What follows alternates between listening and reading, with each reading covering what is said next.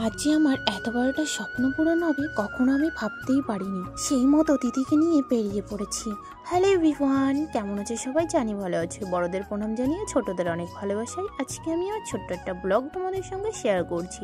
চলো ব্লগটা পুরোটাই তোমরা দেখতে থাকো, যে আমি কোথায় যাচ্ছি, কি করছি, আর কেন আমার স্বপ্নটা পূরণ হবে সেটাও তোমাদের সঙ্গে শেয়ার করছি। চলো যাই।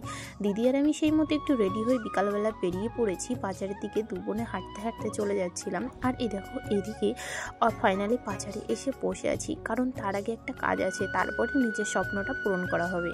সেই মতো করে এসে এখানে বসে আছি। আর এইদিকে দেখো, দিদিও আমার সঙ্গে একসঙ্গেই দুজনে বসে আছি, কারণ আগে দিদির কাজটা পূরণ হবে, তারপরে আমার কাজটা।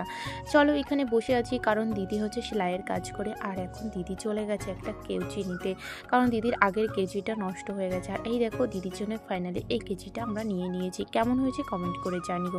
আর এদিকে দেখো, দুপুরে গল্প করতে করতে মজায় মজায় সামনের দিকে হাঁটা শুরু করেছি, কারণ কি মজা, আজকে আমার নিজের একটা স্বপ্ন পূরণ করব।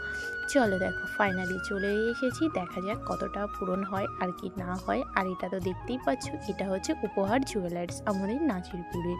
আর সেই মতো করে দিদি আর আমি গেট থেকে ভাবছিলাম ঢুকবো কি ঢুকবো না, তখন দেখলাম চলো দেখাই যাক, নতুন ফার্স্ট টাইম এই দোকানে চলে এসেছি। আর এদিকে দেখো মোটামুটি, আর এই যে একটা দেখতে পাচ্ছি, এটা হচ্ছে বান্ধবী, আমার ক্লাসমেট ছিল, আমরা একসঙ্গে পড়াশোনা করতাম। আর এদিকে দেখো, দিদি দেখছিল যে কোনটা নেওয়া যায়। ফাইনালি স্বপ্নটা পূরণ হবে কি হবে না হবে সেটা ভিডিওটা দেখে তোমরা বুঝতেই পারছো। আর টাইটেল আর থাম্বনেল দেখে বলার কিছু নেই। আর এদিকে দেখো, দিদি চেক করছে যে কি নেব, কি নেওয়া যায় না যায়। আর এদিকে দেখো, ততটা ভালো লাগেনি, দিদি আর আমি বেরিয়ে চলে এসেছি। আর এখানে দিচ্ছিল আজকে খিচুড়ি প্রসাদ। আমার খিচুড়ি প্রসাদটা হচ্ছে ফেভারিট। সেই মতো করে দিদি আর আমি দুজনে চলে গেছি।